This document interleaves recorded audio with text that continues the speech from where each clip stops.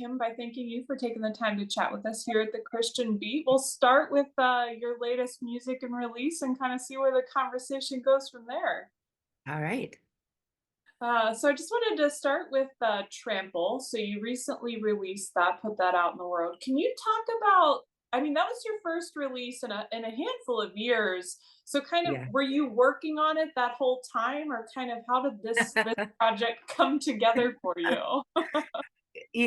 This is actually one of my favorite questions because it's always a little bit comical because there's pretty big gaps between all of my records. Uh-huh.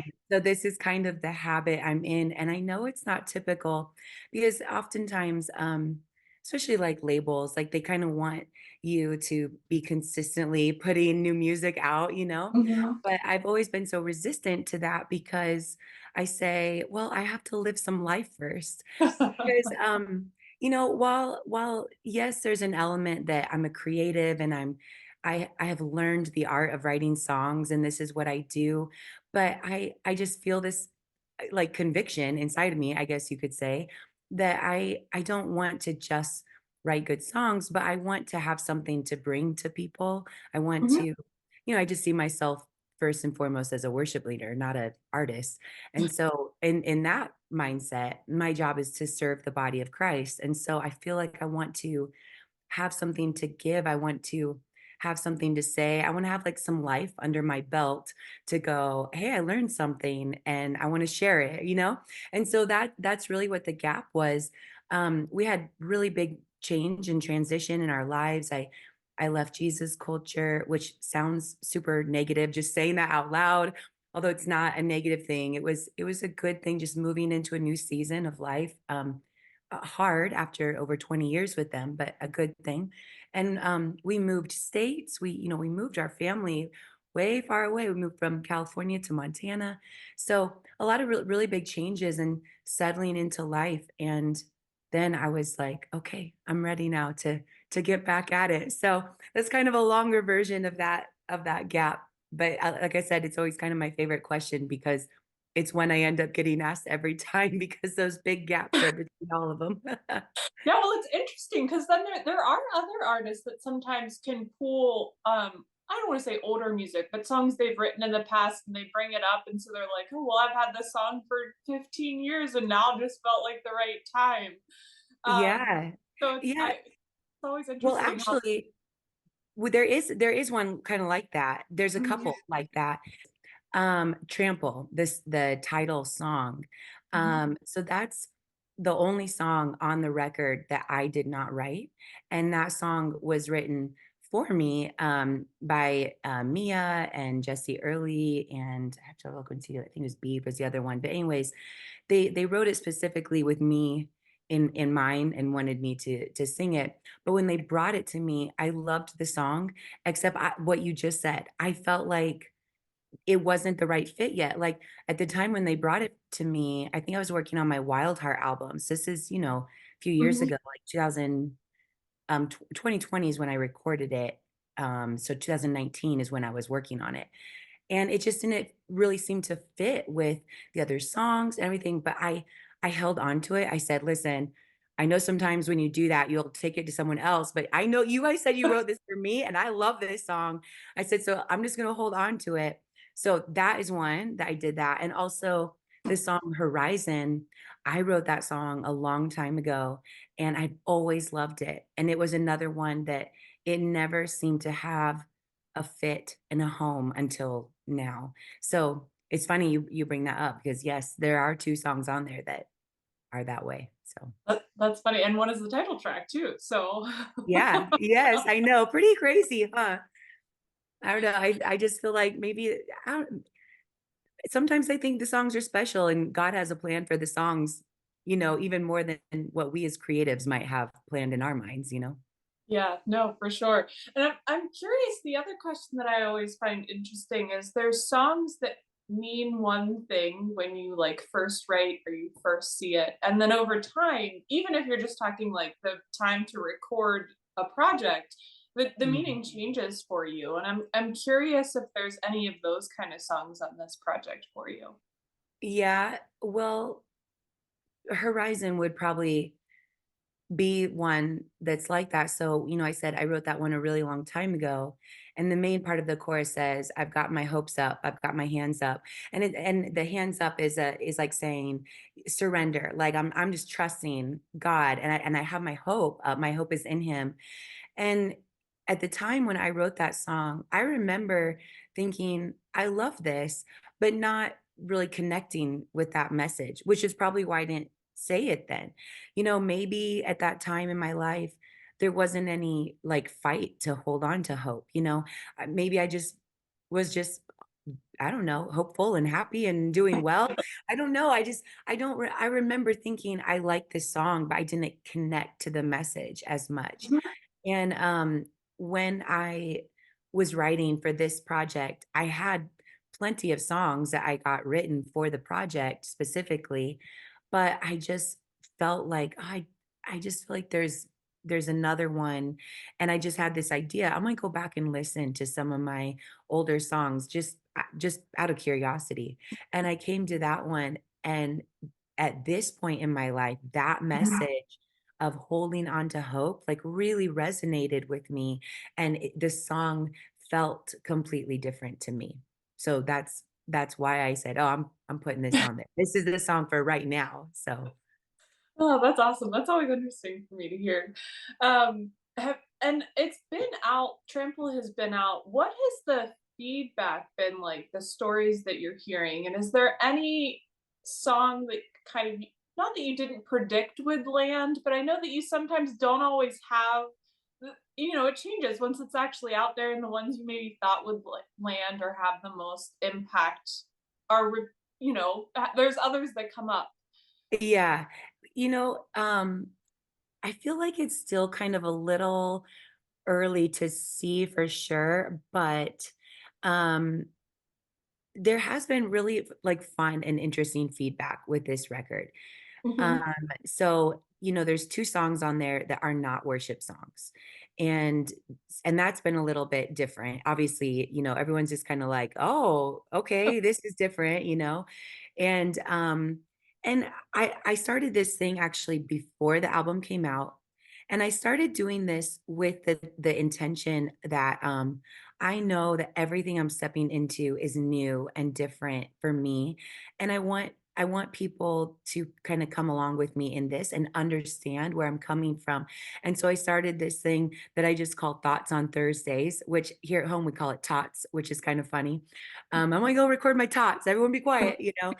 And, so I just started just taking some time to just talk about, I guess, like, what's in my mind, and kind of the songs that are on there that were coming out, why I wrote them, like, where it's coming from, and, um and I explained, it's kind of funny with those 2 songs. One is called Mama, and one is called Chasing Sunlight. And obviously one is about being a mom and how I feel about my, it's like the mama bear kind of fight song, like protect my kids, those are my kids. But then the other one is just a really sweet song I wrote for my husband, and it's about our life together. And both those are like the most important sacred roles I have, being a mother and being a wife. They're far more important and more sacred than who I am as a worship leader or songwriter. And so while I don't think it was strange to people, because I think it's obvious to people, like, well, yes, of course, those are the most important things in your life. So I think that they can connect with that and identify with that. And I think there was a little bit of like, well, why is this on a worship album? And then there's like, well, there's the other weird part of that. Like, this is kind of how the industry is. It's very complicated if I were to try to put it somewhere else. And I said, but at the end of the day, I'm in my 40s. Like, I don't got to explain. I just put it on there. This is who I am, like I'm just doing it.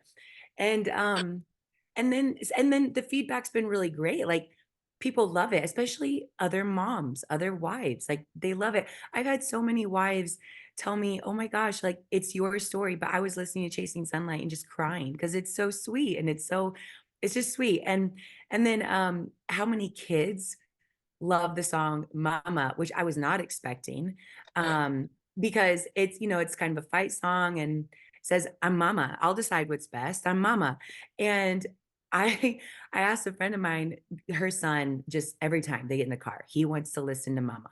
And I said, "What do you think it is that the kids love this song so much?" Because I wasn't expecting that. And she said, I think that they understand it, and I think it explains to them why we are so protective, why we draw boundaries, why we are the way we are, the mama bears, because we love them, because this is our job, our role. She's like, "I think it kinda helps them understand us a little bit." And I said, "That's true, that's kinda funny." So, yeah, and there's my team that we're working with, they all have really loved, their favorite has been "As Long as I Have You," which I love that one too. It's so sweet. It's a powerful song. But, right now, "Mercy Seat" seems to be, like, the kind of bigger epic worship song that people are really, connecting with, and that's a very repentant song. It's like a really kind of raw confessional song, which I was like, that's interesting, that there are other people who are feeling how I felt, like the need to repent and say, "Things gotta be different. I'm turning a different way here." So, yeah, I'm actually I've loved seeing the feedback and how different it is from normal for me. Awesome. That's great. And I'm sure that it's often when you are the most, I don't know if vulnerable is the right word per se, but when you're connecting with that song and you have such great of your story, your life that you've lived, as you mentioned in it, sometimes that always, even if you can't specifically relate, there's something in there that can draw the listeners in and can hear that too, and just connect that way too. Yeah, well, I I learned this as a worship leader. I learned this first, and I think it's just true in life. It's not just worship leading or ministry, but I think it's just true in life. Like, um, I think that when you experience freedom or, your joy, your passion, it can be contagious. When you see someone like, I love to see, especially like with kids, these kids who are just fearless, and they pick out their own outfits, and you're like, "Dear Lord, I got to go in public with you like that." And they just think they look amazing, and or they want to wear their superhero costume to the grocery store, and they don't think that's weird. They don't even like consider, they live in this freedom that's free of judgment, free of the society standards, like it has to be a certain way, or they're just these free little creatures. And when you see someone walking in this freedom, and you yourself are not very free, or you have your own struggles of fear, insecurity, whatever, like you desire that, you want that. And especially if that's someone around you, close to you, like you can lead others in that. When you are a joyful, happy person, smiling, a big laugh, and you bring people into that with you, that joy is contagious. And so I learned that as a worship leader, that as a worship leader on stage, the more real and vulnerable and authentic I am, it's like it invites people into that as well, saying, "You can do this. Look, I'm up on this stage in front of everyone being this free or this whatever. So surely you out in the crowd with no one looking at you can do that." And so I think that translates into the songwriting. The more like vulnerable and honest I can be with the songwriting, I personally am not trying to write a hit song. I'm just trying to write honestly and from my heart.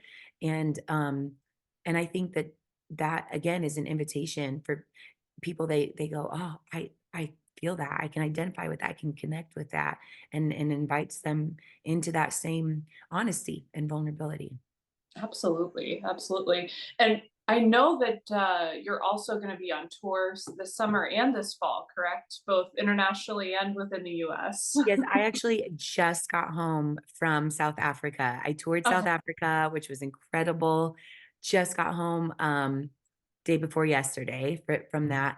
And then, mhm, yes, we are kicking off a fall tour this year. So I'll take a little bit of time through the summer, camping mhm. with the kids, fun stuff. And then as soon as fall comes, we're on the road. So Absolutely. So I'm curious with what you just kind of mentioned and in that connection and being able to kind of craft that time, what are you looking to make for, those times, especially with bringing in this new music and everything else that you're trying to work through with that?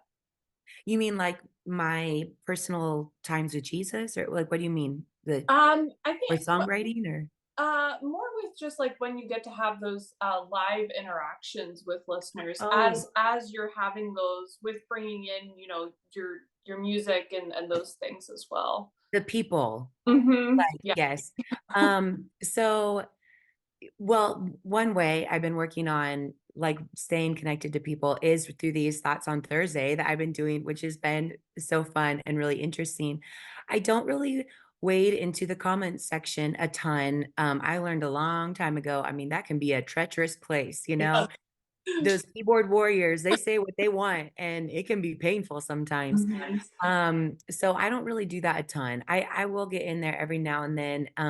People message all the time, and I do have someone that will go through those messages and look at those, and they'll bring to me what they think I need to see. Like they're like, look at this is a really sweet testimony that someone is sharing about their teenage kid or or whatever it is, and we can kind of see and look at and gauge the impact, the connection, but also, so like this tour I just did in South Africa, I went out after the night of worship. I went out to meet people, and we did pictures, we hugged, we shook hands, we chatted, we talked, Mhm. they shared with me their favorite this, that memory song, whatever.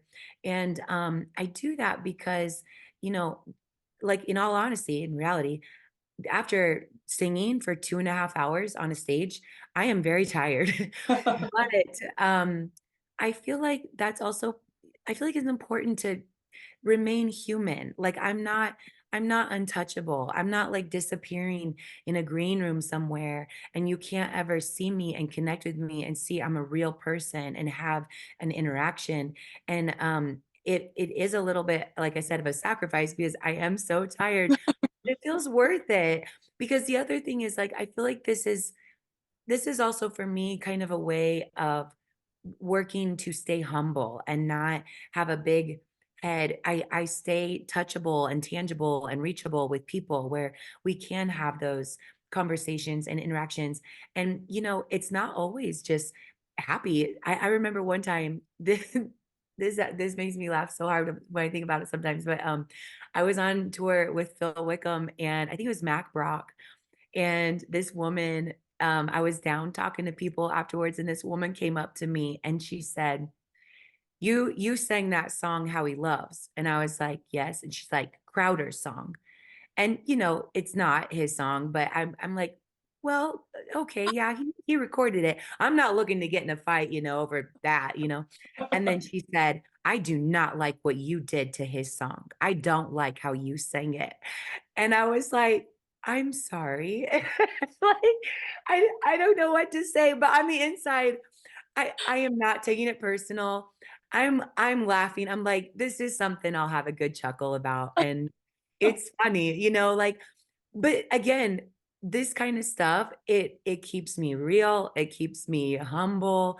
And I like having the interaction with people, and this is again when I go back to, well, I'm a worship leader. I'm here to serve these people, and you can't serve the people truly if you don't really know them or have any kind of interaction if you're untouchable. So I am trying to do that a lot. And actually in here in Montana, I live in a small town and people recognize me all the time. So I go out and I'm having new conversations with people all the time. It's great. Oh, that's great. That's great. Well, I know we're getting close to time, so I do want to just let you close and just give you the opportunity to just share if there's anything else that you feel you haven't touched on, what your expectations, what your prayers are for this music as it connects with the listeners. Yeah, so always with any new project or new songs we put out, um I think any myself and probably any of my peers, our prayer is always that it blesses people, that it encourages them. I think about all the stories and testimonies I have heard over the years of people. There was a song, a lot of people, it is how he loves. There's a song like from way back that during this song, this happened, this moment with Jesus, or they got saved, and or whatever it is. There are stories. These songs kind of become the backdrop to these really big like markers and moments in our walk with Jesus. I have it too. There are worship songs that are, I turn it on and instantly I'm transported back to that moment that something shifted or something changed. That song really meant something to me, and how incredible and precious that is, and what an honor that we could have a part in writing that song or bringing that song to help facilitate this moment with Jesus. And so I always hope and pray that it is that it's not just good songs that people enjoy listening to, but that truly, that they could be a backdrop to a moment with Jesus that does change our lives in a really incredible way. And I also, with this album in particular, it's a studio album, which is not typical for me. On My Side was that way, but it was a very unique and different album. And people are kind of used to live recordings from me. Mhm. And we had to, on like As Long as I Have You, that was one that we worked to facilitate that kind of live spontaneous moment. I had the producer essentially leave this big section of the song, and I said, just leave it blank. It's like a canvas, and let me just do what I do, or at least attempt it in the studio. I was like, can I even do this in the studio? I don't know. Like, I'm trying to like lead a moment, but I'm just leading myself. I'm the only one in there. And the first time he brought it to me, and I'm like, "Nope, it's gotta be longer. Make it longer." And he's like, "Wow, this is really long." And I was like, "I know it does not feel natural in the studio." But we did it, and there's a really sweet moment that we captured, there on that song. And so while the reason I'm bringing this up is I'm saying while I know that it is different, for me, I don't think it's a huge departure for who I am. I'm a growing person and a new person. I hope we all are every year, and we're all growing and becoming better versions of ourselves. But at the core of who I am, I'm still the same person, the same worship leader, um, who still has the same heart for worship. So I hope people experience that as well. Awesome. Well, I just want to thank you again, Tim, for taking the time. I really enjoyed getting to hear more of your heart and you behind the music. Yeah, thank you. Thanks for doing this.